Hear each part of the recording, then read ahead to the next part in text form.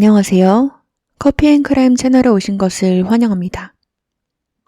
이야기에 앞서서 사건에 등장한 등장인물들의 사진이 궁금하시다면 네이버 블로그에 커피앤크라임을 검색하셔서 제 블로그를 확인해보세요.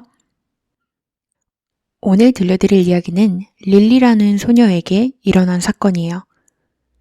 릴리는 미국 위스콘신에서 태어났고 10살짜리 소녀였어요. 2023년 4월 24일, 꽤 최근에 일어난 일인데요. 이날도 릴리는 어김없이 작은 동네에서 놀며 자전거를 타고 자신의 이모의 집으로 향하게 됩니다.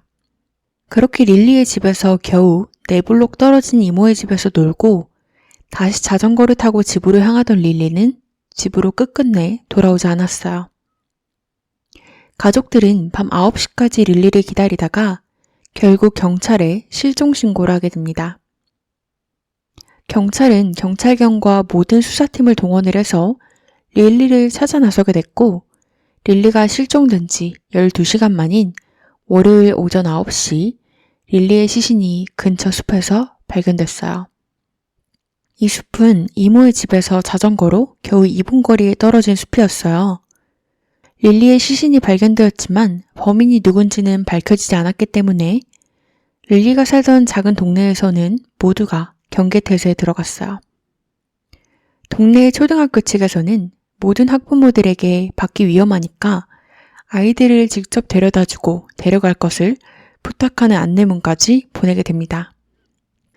릴리를 발견하고 그 다음 날인 4월 26일 화요일, 경찰은 이모의 집을 수사하게 돼요.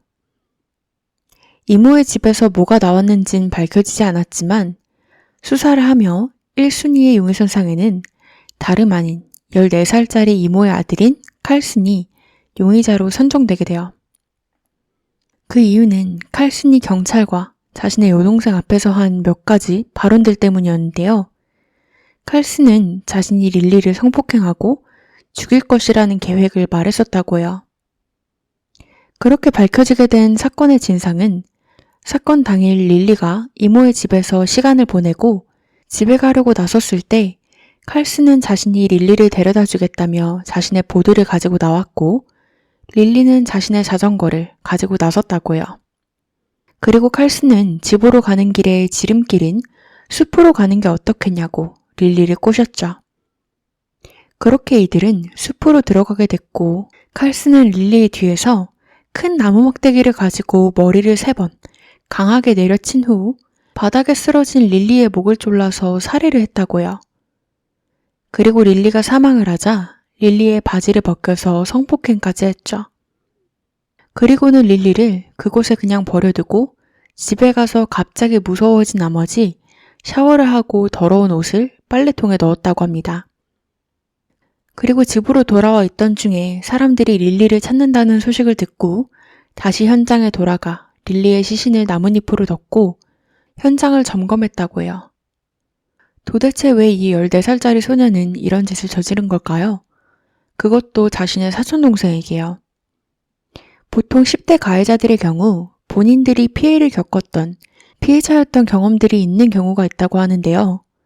칼슨의 경우 칼슨의 아버지인 아담이 사실 소아성애자로 감옥에 간 적이 있는 전과자였어요. 칼슨은 아버지가 감옥에 간 후부터 잘 웃지도 않고 엄마랑 자주 싸웠다고 해요.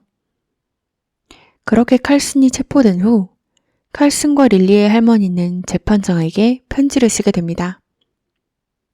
자신은 이미 손녀를 하나 잃었는데 손자까지 잃을 순 없다고. 칼슨은 항상 착하고 상냥한 아이였다며 선처를 해달라고 말이죠. 칼슨의 재판은 아직 열리지 않았어요.